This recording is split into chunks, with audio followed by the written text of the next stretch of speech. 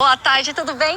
Hoje nós vamos conhecer a cidade que leva o título de capital estadual da erva mate. E é aqui que está registrada a mais antiga e mais alta araucária do Paraná. Os moradores fazem o possível para valorizar as memórias deixadas por seus ancestrais e manter viva a cultura e a tradição. O nome da cidade ainda é uma homenagem a uma figura que colaborou e muito para a emancipação política do Paraná. Bora lá se encantar com Cruz Machado, agora com o Plug!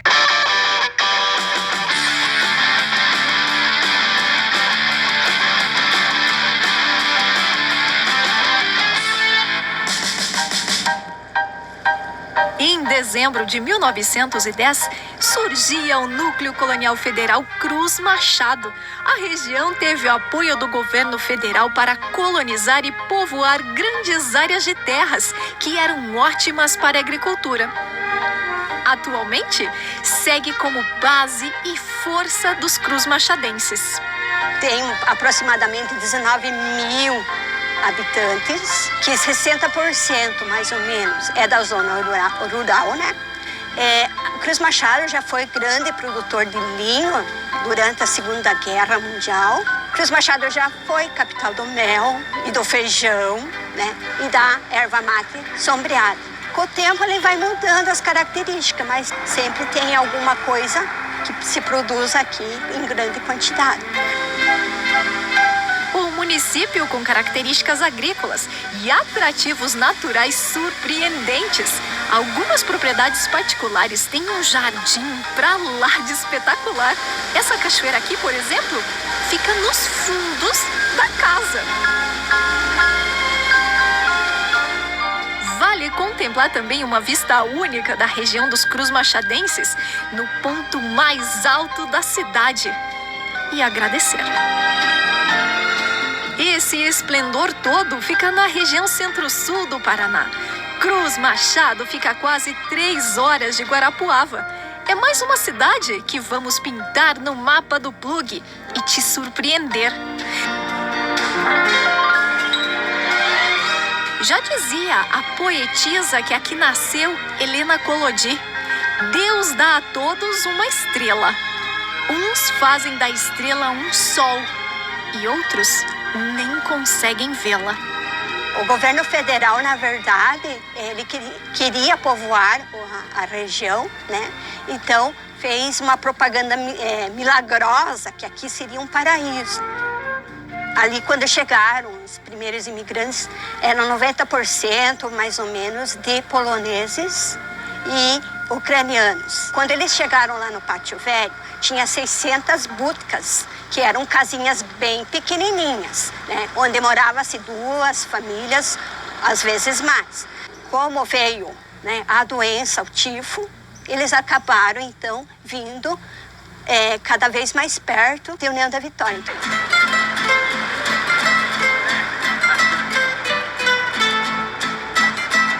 Andando pela cidade, bem perto da matriz Sagrado Coração de Jesus, parte da história da região segue firme e forte e ainda reconta mais da história da família Otto.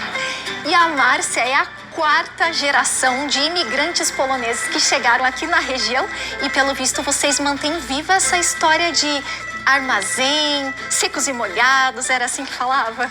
Exatamente.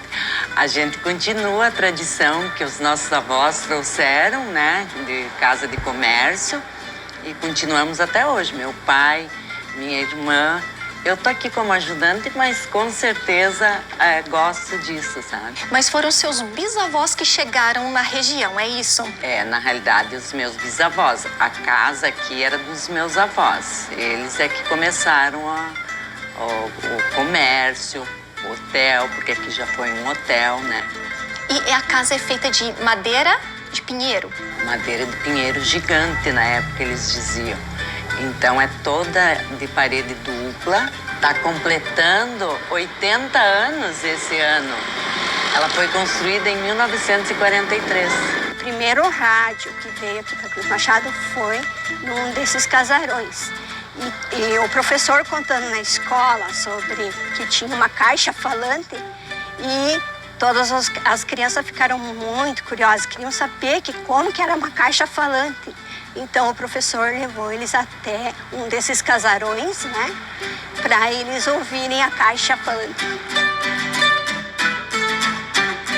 E isso para nós é um orgulho, a gente está tentando manter viva essa tradição, tentando reformar a casa, né, que tem toda uma história por trás da casa. A casa da nossa família, toda a história está ligada a isso. Então a gente está tentando manter essa tradição viva dos nossos avós, do meu pai, das minhas irmãs. E é uma casa que para nós conta toda a história da nossa família.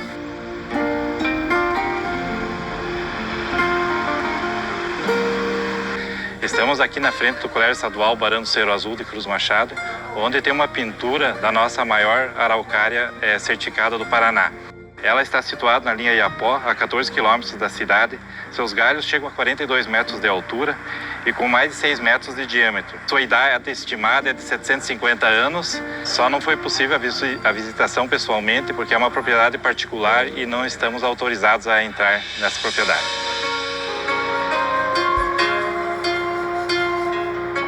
E lá vamos nós em busca de aventura, de conhecer um pouco mais dessas belezas naturais da região.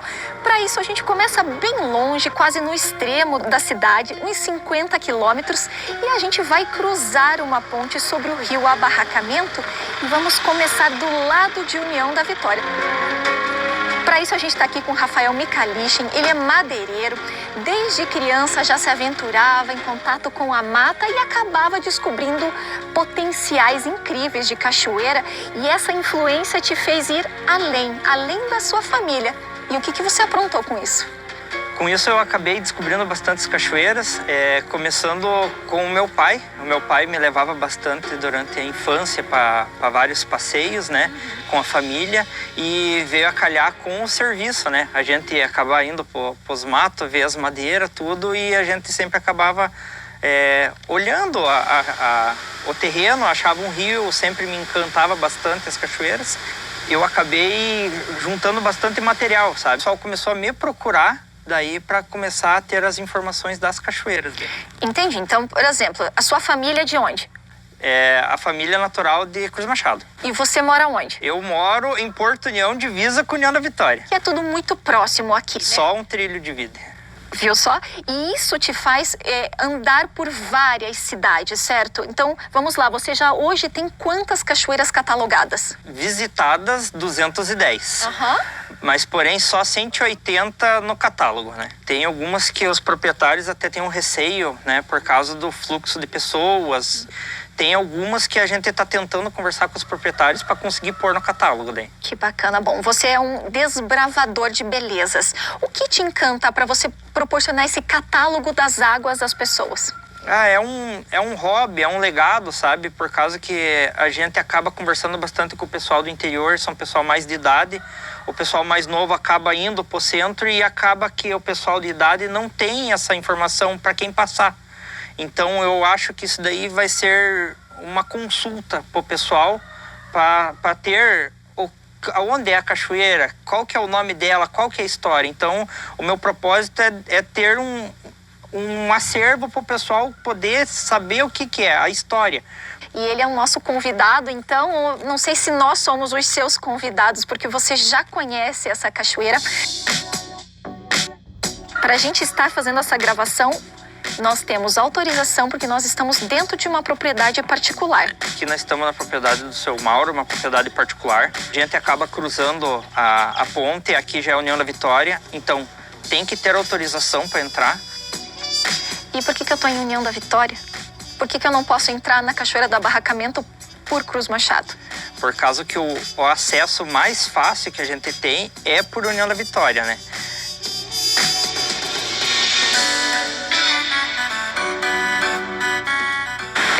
Perto não é para chegar até essa cachoeira. A gente teve que dar uma boa de uma andada, Rafa.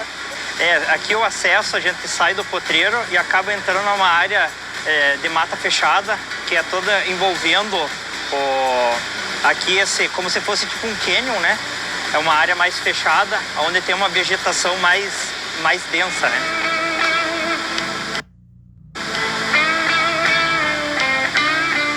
Aqui tem uma diversidade de plantas que só existe nessa parte aqui, né? Algumas samambaias, algumas plantas que gostam um pouco mais de umidade e não muita iluminação, então elas só tem aqui nessa parte em volta da cachoeira. Por isso que quando eu brinco de oásis, foi um dos primeiros nomes que o proprietário acabou dando aqui. O pessoal da região, eles acabam chamando de Caetano, por causa do pai do seu Mauro. Cachoeira do Abarracamento ficou por causa do rio, mas algumas pessoas chamam ela de Cachoeira do Oásis, por causa que, tipo, você entra, é completamente diferente da vegetação, o ambiente de fora, né? Essa cachoeira aqui é do rio Abarracamento, faz parte da APA da Serra da Esperança, é um lugar que a gente mantém preservado. Gostaríamos que todos cuidassem igual a gente, desde os visitantes aos confrontantes. Tem nascentes de água ao redor que temos que proteger, né? É um lugar livre aos visitantes, eu recebo muitos visitantes de todo o Brasil. Dentro das cachoeiras a gente tem queda d'água, cachoeira, salto e cascata. A formação de salto é quando ela não interfere em nada. Ela desce como se fosse um esguincho, né? Ela não desce escorregando, então é uma coisa bem rara de se acontecer. E aqui tem um agravante que tem algumas cavernas na parte de trás dela, né? Então, tipo, é um pacote bem exclusivo, sabe? Essa cachoeira é uma coisa bem específica, fora do comum. Além das cavernas, desse salto incrível que tem 16 metros de altura, essa cachoeira também parece que faz parte do começo da Serra da Esperança. Isso, então a Serra da Esperança, ela nasce aqui no município vizinho de Paula Freitas, e aqui a gente está numa altitude mais ou menos de 1.100, 1.200 metros, então é uma parte alta. A água, ela tem mais força. Aqui ela é uma das principais cachoeiras da região. Aonde agora eu estou? É União da Vitória ou é Cruz Machado? A gente está bem na divisa. O rio faz a divisa entre, do lado teu, União da Vitória, do meu lado, Cruz Machado. Cruz Machado. E daqui a gente vai também conhecer outras belezas dentro de Cruz Machado.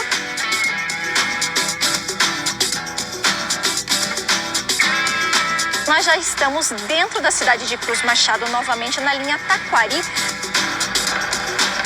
passando também por uma propriedade particular para conhecer belezas naturais. A gente está aqui na família dos seus Maciel, onde já de cara no portão a gente cruza pelo rio São Pedrinho, né? Ele forma um lajeado e a gente é contemplado pela cachoeira Salto da Viúva, né? E é surpreendente a queda agora. Uma das cachoeiras mais lindas que tem, super fácil acesso. Agora sim vou te dizer que é fácil, porque o carro tá bem aqui do lado, tem quiosque para fazer churrasco, para passar a tarde. E aqui, essa cachoeira da Viúva, tem esse nome por quê? O salto, que nem igual ao Abarracamento, aqui também é um salto, ela não tem interferência de pedras, conta, a antiga proprietária acabou perdendo o marido e acabou dado o nome pelos populares, que ficou como Cachoeira do Salto da Viúva. E na hora que você catalogou, você acabou não mudando, não virou o salto do Rio Pedrinho, nada? Quando eu vou fazer a parte da catalogação, a gente sempre visa manter a história. A gente coloca ou o nome do rio, ou da localização, ou até mesmo dos familiares. Como já tinha uma cultura predisposta, a gente acabou deixando Salto da Viúva daí. Ela tem aproximadamente 23 metros de queda livre. E seguindo esse curso, se a gente olhar lá para baixo, tem 2 pinheiros e tem outra beleza por lá. Há pouco, o senhor Maciel acabou informando a gente que tinha mais uma cachoeira. A Cachoeira Degrau, a gente veio conferir, fizemos a medição dela, 14 metros. Esse local aqui do seu Maciel, ele já está fazendo com o intuito, você pode vir aqui, você paga uma taxa para fazer a visitação, mas você tem banheiro, tem quiosque, que nem você comentou. Já está começando a ter uma infraestrutura, até mesmo para o pessoal vir tomar um banho aqui, não quer descer na cachoeira, fica aqui no lajeado, é bem gostoso.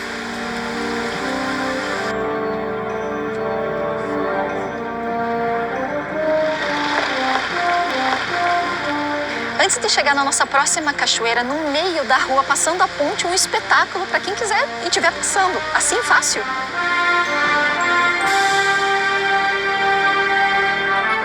Sim, essa daí é a cachoeira da Usina Velha, onde a gente vai de volta para o limite municipal entre Cruz Machado e União da Vitória. A cachoeira Usina Velha, ela é a formação do rio Palmital, entre o Rio Claro e o Rio Verde, né? Onde ele dá início a um dos maiores afluentes do Rio Iguaçu, aqui saindo da Serra da Esperança, né? E fazendo a divisa com o Cruz Machado. E ela é linda, eu posso vê-la assim de cima da ponte, do lado, é um espetáculo. Sim, ela tem um acesso lateral ali, que você pode chegar de frente com ela, ou tanto quem estiver dentro do carro consegue ver ela.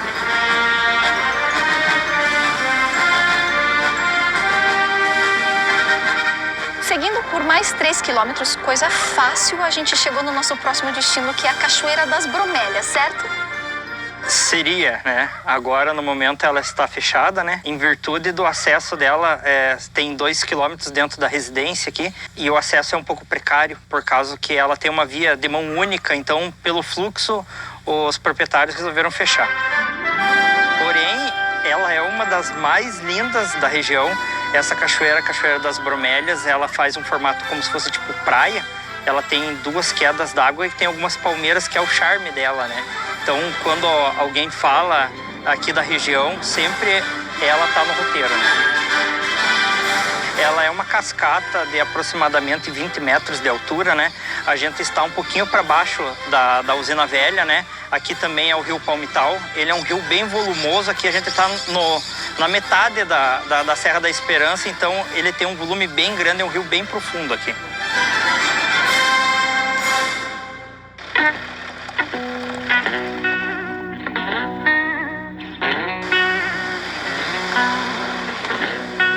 Para fechar, a última cachoeira desse nosso circuito que você veio acompanhar e mostrar pra gente. Eu sei que estão catalogadas essas cachoeiras, mas poder compartilhar com todo o Paraná é um presente, e eu acho que a gente fecha com chave de ouro.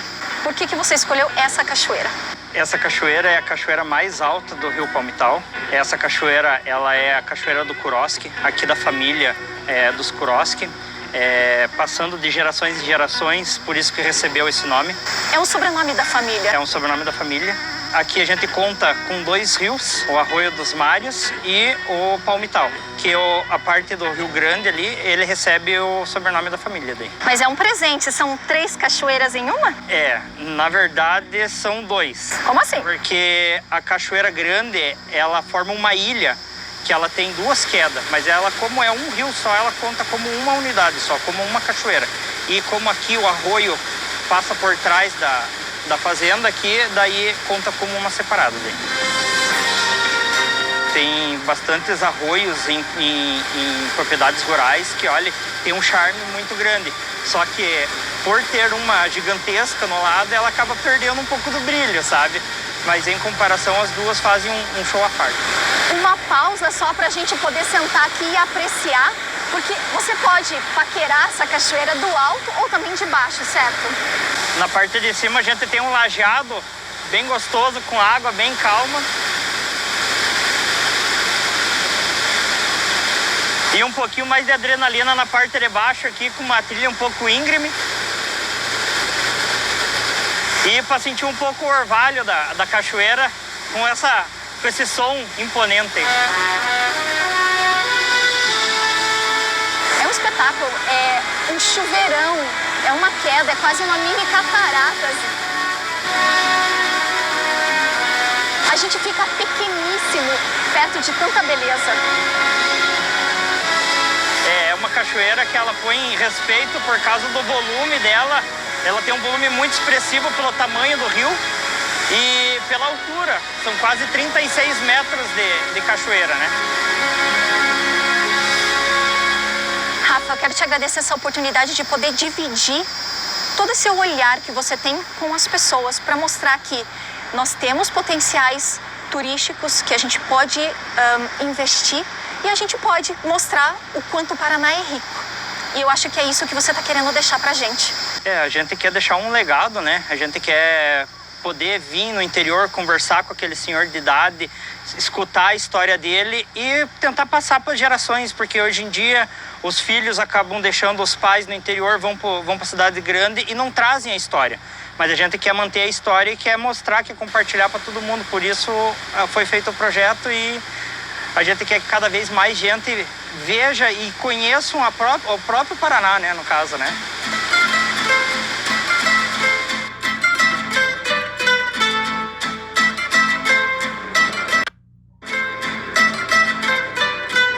Um povo sem memória é um povo sem história, já dizia o padre Daniel aqui da comunidade de Santana. Eu estou ao lado da terceira geração de imigrantes que vieram aqui para a região, para a comunidade. A professora Ana Joana ama a história e valoriza toda essa geração de referência de povos que aqui chegaram. Porque você mora na comunidade e respira um pouco disso, né? O distrito de Santana então, é uma comunidade com uma média de 3.000 habitantes. A região ali é composta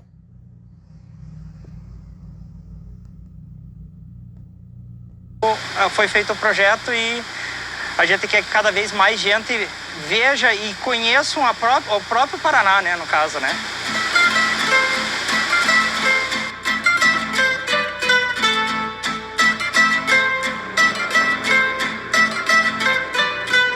Um povo sem memória é um povo sem história, já dizia o padre Daniel aqui da comunidade de Santana. Eu estou ao lado da terceira geração de imigrantes que vieram aqui para a região, para a comunidade. A professora Ana Joana ama a história e valoriza toda essa geração de referência de povos que aqui chegaram. Porque você mora na comunidade e respira um pouco disso, né? O distrito de Santana então, é uma comunidade com uma média de 3.000 habitantes. A região ali é composta, em sua grande maioria, de imigrantes poloneses. Tem as outras etnias, mas prevalece a cultura polonesa. E esse espaço ali é o espaço da Igreja de Santana, que foi idealizado, então, pelo padre Daniel. Ele que chegou ali em 1973 e vai idealizar todo esse espaço, né? Começando com a construção da igreja, né? Que era uma igreja de madeira. Quando ele chegou, ele vai construir a igreja de alvenaria e todas as outras obras ali ao redor desse espaço.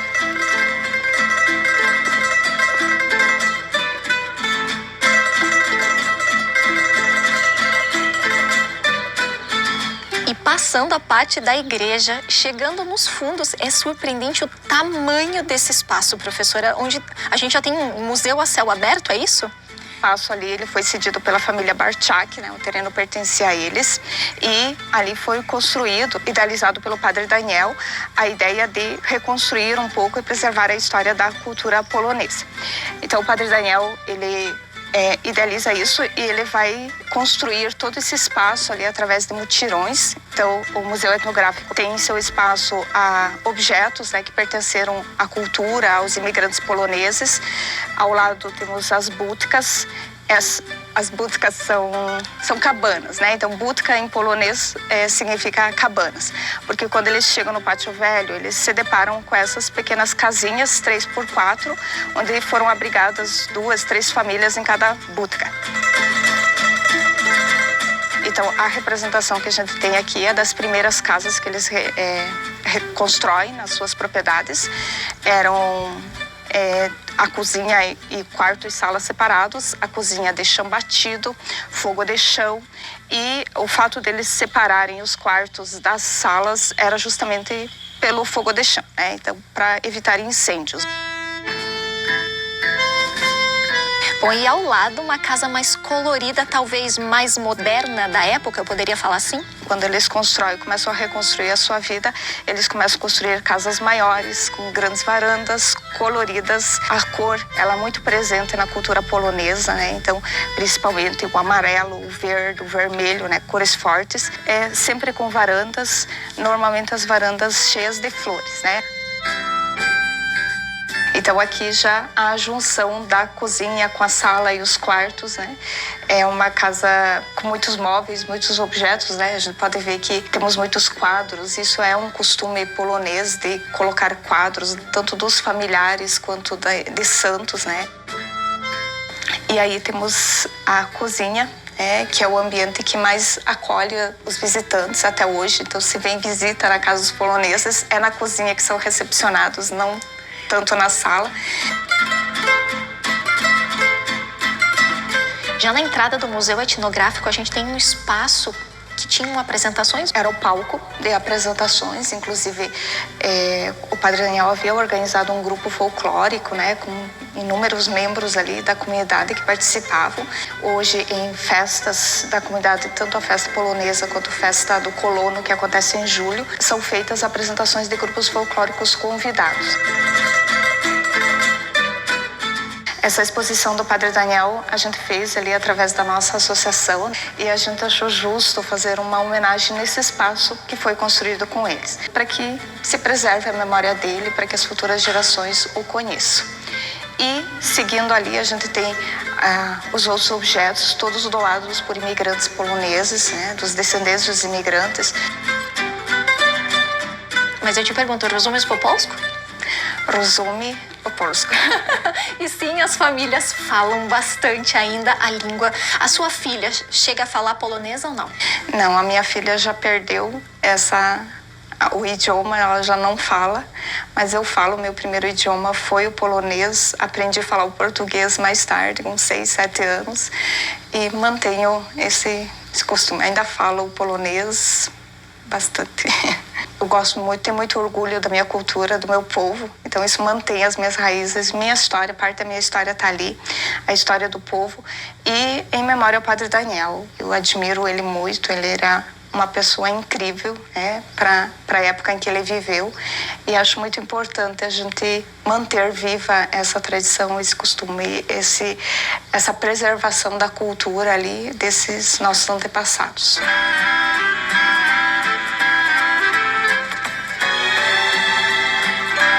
Deixa eu encher aqui também para poder matear, porque é algo muito tradicional. É que aproveitar um bom chimarrão com água quentinha, produzido ali. E é claro que eu vim na casa de um morador. Essa é a Paula Grenati, que ama matear. Mas assim, um tempo tranquilo, calmo, que você possa conversar como se fosse uma terapia, você estava falando. Tem que ter tempo, né? Senão não tem graça. Tomar chimarrão na corrida não tem graça. E não é à toa que a gente então está na capital estadual da erva mate sombreada. Você mora aqui perto de ervateiras e é um jeito de consumir o produto local e valorizar o cultivo. Sem contar que a nossa erva é muito boa, né? Uma delícia, tem bastante sabor, uma erva nossa, aqui do nosso município. Eu acho que todo mundo consome chimarrão aqui, né? Você só consome assim. Na cuia você também aproveita para utilizar num suco, na gastronomia, num prato, como é que é? Tem muito jeito de utilizar a erva mate, né? Até na cerveja de casa que a gente faz. Mas assim, o jeito do dia a dia mesmo é o chá gelado, ou então é batido com um suquinho de limão, com umas folhinhas de erva verde mesmo. Mas no dia a dia mesmo ainda não, a gente não usa aqui em casa, pelo menos, né? O que você consome junto quando você vai tomar um bom chimarrão? Ah, mas tem algumas coisas que são especiais, né? Pastel. Pastel? Do quê? Pastel de feijão. Aqui todo mundo conhece, todo mundo consome. E a gente chama, na minha família, a receita da minha mãe, né? Pastel gordo. Mas todo mundo conhece por pirogue de feijão na rua, né? Mas a gente chama de pastel gordo. Mas pera lá, é pastel e pirogue? Porque o pirogue, ele é cozido. Sim. Só que aqui o pirogue, pro ucraniano, ele é perorê. Pro polonês, ele é até pirogue cozido. Mas eu não sei, talvez porque o povo acostumou a chamar de pirogue de feijão, mas ele é frito. E você pode compartilhar com a gente essa tua receita, que é de família, que tem a ver aqui com Cruz Machado? Não sei se a minha mãe não vai ficar brava de eu abrir a receita da família, né? Mas acredito que sim, né? Dá pra gente fazer. Então vamos lá, Paula, por favor, quais são os ingredientes? 3 gemas, 60 ml de azeite, meia colher de sopa de açúcar, meia colher de sopa de sal, 10 gramas de fermento seco, 180 ml de leite, 180 ml de água, 60 ml de pinga e aproximadamente 6 xícaras de farinha. Tudo certo, tudo preparado. Vamos começar pela massa, isso? Isso. O que você põe primeiro aqui no bol? A gente vai colocar todos os ingredientes líquidos. Então vamos com a água, a pinga, o óleo, o leite, os ovos, as gemas só, né? Aqui tá o sal e o açúcar, já estão misturadinhos aqui. E o fermento. Agora a gente mistura, né? Só pra incorporar as coisas aqui, as gemas. Agora vamos colocar a farinha e assim, aos poucos. E eu separei em 2 potes aqui, porque a gente não vai colocar toda a farinha. Você coloca a maior parte e aí você vai amassando para pegar o ponto da massa. Não tem assim um ponto bem correto. Na verdade, essa massa, se ela ficar um pouco mais mole, ela vai ficar mais fofinha. Mas aí na hora de fritar, ela acaba chupando um pouquinho mais de gordura. Se você deixar ela mais firme, ela fica um pouco mais sequinha, mas daí não fica tão fofinha. Agora eu vou tirar da bacia pra gente sovar um pouquinho ela aqui na mesa, que aí a gente consegue fazer mais força, né? No Brasil, até a gripe é diferente. Tem a do nariz trompete. Você tem 2 cabelos em um? Para raízes oleosas e pontas secas, Pantene tem uma solução. Agora vai deixar ela ali do ladinho, que ela vai descansar, só pelo tempo da gente amassar o nosso feijão. E aí a gente vai pegar ela de volta. Não precisa deixar ela dobrar de tamanho, ou todas aquelas coisas que se faz quando tá fazendo pão. Não precisa, é só para ela dar uma mexidinha mesmo. Para o recheio, 300 gramas de feijão cru, cozido e temperado a gosto. Tô curiosa para fazer esse recheio. Feijão produzido aqui na cidade, orgânico, sem veneno, feijão novo a gente chama, feijão novo. Então, tirar o caldo. A gente tem que escorrer, porque esse caldo, se ele ficar muito caldo, a gente não consegue fechar o pastel. O feijão tá morninho. E aí? Amassa? Amassar com o garfo. Só isso? Quanto mais amassadinho, mais gostoso ele fica. Eu gosto bem amassadinho. Massa pronta, recheio pronto, agora eu quero ver como é que você faz. Então tá. Então a gente vai colocar um pouquinho de farinha aqui na mesa, pra a massa não grudar. Aí eu vou pegar um pedaço de massa, dar uma ajeitadinha nela aqui e vai abrir. Ela não pode ficar muito fininha, porque senão ele não fica gordo daí, né? Ele precisa ficar gordo. Aí eu vou cortar com uma tampa de chaleira, o que você tiver. E aí eu vou pegar o meu feijão e vou rechear. Ó, tá vendo? Se ele é muito líquido, na hora de você fechar, sim. Então, às vezes acontece você dar uma empurradinha aqui. Só que tem que tomar cuidado, porque se você não fechar bem, ele vai abrir na hora de fritar. Apertar. Tá, vai crescer agora. Uns 20 minutos, 30 minutos, você vai notar quando ele tiver crescido. Agora a gente vai fritar. E esse é o tamanho que você queria dos pastéis? Eles já dobraram de tamanho, né? Sim, ficaram gordinhos. Aí agora a gente vai aquecer o óleo, né? E vai começar a fritar. E a temperatura precisa ser baixa, porque como eles são gordinhos, se você colocar numa gordura muito quente, ele doura ligeiro por fora e aí dentro ele não frita, não cozinha. Então ele precisa ir fritando devagarinho para que frite bem direitinho. Bom, e tá aqui o resultado. A tua massa renderam quantos bolinhos? 20 a 25. E eu já vi que você cortou aqui no meio. É surpreendente quando você corta, porque ficou um pouco crocante essa massa, ele é fofinho. E comendo, eu vou te dizer que ele tem uma lembrança de massa de sonho, aspecto de pirogue e, como diz o seu marido no começo dá uma certa estranheza, porque é feijão dentro do meu pastel. Não é carne. Mas eu vou te dizer que é muito gostoso. Para quem não come carne, é uma boa dica. Sim. Tem proteína também, né? Já tive um restaurante, já fiz bastante coisa, mas hoje eu não trabalho mais diretamente com comida. Mas tempera a comida. Tempero a comida de muita gente, acredito. Porque eu e meu marido fazemos um tempero, né? Orgânico, com tudo da horta. A gente planta as ervas e a gente transforma tudo isso num tempero que a gente vende aqui na cidade. E eu e o André temos um combinado, que nunca a gente vai fazer esse tempero estando de mau humor, ou estando de mal, ou toda vez que a gente vai fazer, tem que estar de bem com a vida, colocando boa energia para que ele seja aceito também, que quando ele chegue na casa das pessoas, ele realmente tempere a vida dela. Obrigada pela oportunidade de valorizar ainda mais um pouco do que você recebeu.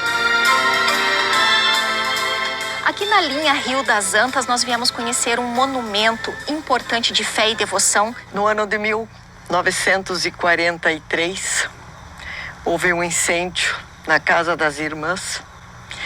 E nessa casa viviam os meninos, que eram internos, e meninas. Consumiu a casa e consumiu algumas crianças e a irmã. Os meninos, como dormiam embaixo, conseguiram se salvar, e as irmãs que estavam embaixo se salvaram.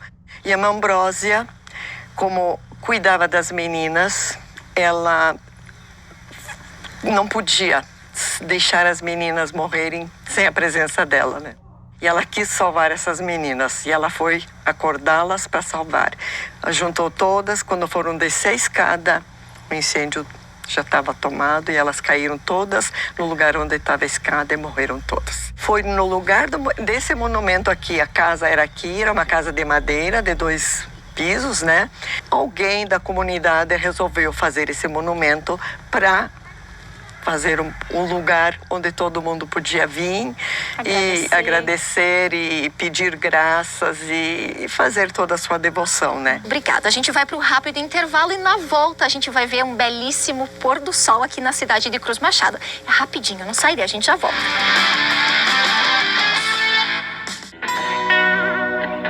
Plug de volta, hoje mostrando um pouco mais da força do Vale do Iguaçu, a cidade de Cruz Machado. Estamos na linha Paredão, uns 6 quilômetros mais ou menos do centrinho da cidade, para mostrar a famosa capelinha. E daqui é só subida. Vale de bicicleta, a pé ou de carro, o importante é apreciar a vista.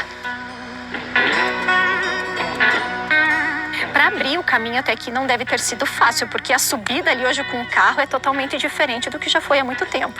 Com certeza, o local aqui era um lugar inóspito e de mata provavelmente virgem quando ele foi construído. Inclusive, o Exército Brasileiro ele cedeu alguns equipamentos e veículos blindados para a abertura dessa estrada que traz aqui para a Capelinha. E quem vai mostrar mais esse ponto turístico é o Rodrigo. Ele é ciclista e ama desbravar a região e já entendi o porquê você gosta deste ponto aqui. É bonito, hein? Aqui é muito bonito. É um lugar ímpar aqui e pudera, né, o nosso cartão postal aqui de Cruz Machado é a Capelinha aqui do Paredão. É um dos lugares mais bonitos para se ver aqui na região, com certeza. 1.114 metros acima do nível do mar é muita coisa. É uma vista completa, consegue ver várias localidades do município, mas em especial, se você olhar lá no fundo, você vai ver o alagado do Rio Iguaçu, que é uma das belezas ímpares aqui de Cruz Machado. Incrível, a vista é maravilhosa. Provavelmente o pôr do sol daqui também deve ser um espetáculo, mas também tem muitas pessoas que vêm aqui em busca da fé. Com certeza. Aqui foi fundado justamente como uma homenagem à Virgem Maria, foi construído em 1966 e de lá para cá muita gente vem aqui fazer suas orações, seus pedidos, seus agradecimentos e aproveitar essa vista maravilhosa e, como você bem disse, um dos pôr do sóis mais bonitos da região. E pelo visto também tem orações aqui em cima, né? Sim, bastante. O pessoal vem, faz suas orações, tem um local que eles vêm fazer suas festas, especialmente no dia 12 de outubro. E é um local muito visitado não só pelos cruzmachadenses, mas como todos os turistas da região e de todo o estado que vem para cá. O pessoal que gosta de andar de bike, aqui é um destino sim certo para você vir. Você vai pegar uma subida intensa, exige bastante do atleta, mas a vista com certeza vai valer a pena e a foto que você consegue tirar aqui é fantástica. Pode ser de carro, viu? A pé também vale. O importante é você vir conhecer um pouco mais do que essa cidade tem a oferecer. Obrigada, a gentileza, tá? Imensamente. E olha, Cruz Machado é só mais um pouquinho do que o Vale do Iguaçu tem para te encantar. E fica o convite para você conhecer mais do nosso estado. O Plug fica por aqui. Um bom final de semana. Até sábado que vem, aquele tchau lá. Em algum lugar desse Paranazão incrível, a gente chega mais.